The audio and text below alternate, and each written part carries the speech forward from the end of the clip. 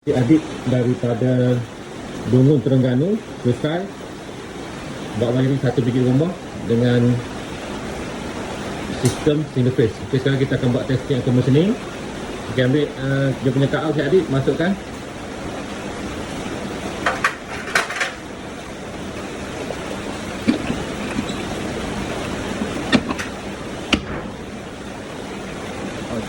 Nanti dah pakai, right? Okay, check dia punya workspace dulu.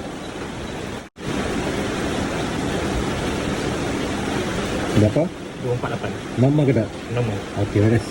Okay, on my switch. Guna tangan kanan Okay, on RCCB. Okay, test strip. Okay, akak balik. On RCCB satu lagi. Test strip. Akak balik. Okay, on yang switch dia punya HPD tu. Okay, on semua MCB. Okay, RCBO, test strip. Akak balik. Okey, cun. Okey, start BB pula. Okay, test dia punya voltage incoming.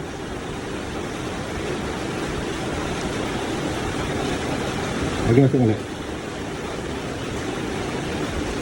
Lagi masuk balik.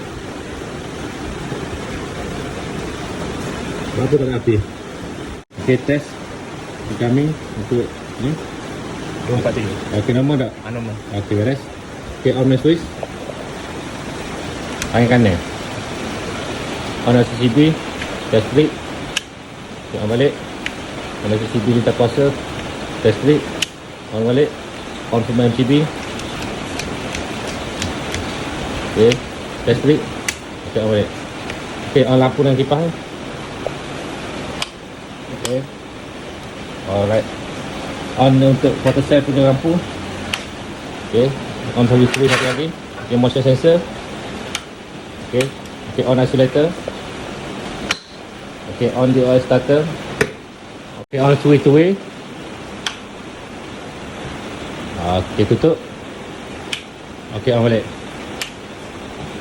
Okay, alhamdulillah. Okay, ambil soket tester. Test soket yang bawah ni. On. Okay, track tak? Track. Okay. Satu lagi soket. Kita tambahkan trip. Okey, nampak tak? Di trip kita kuasa saja. Sebab tu kelebihan buat asking. Kalau ada masalah dekat soket, soket saja ke trip. Okey, on balik. On CCB tu semula. Okey, ambil cabut test part soket ni.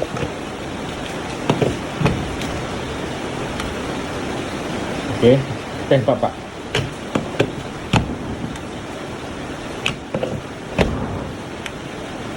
Lagi.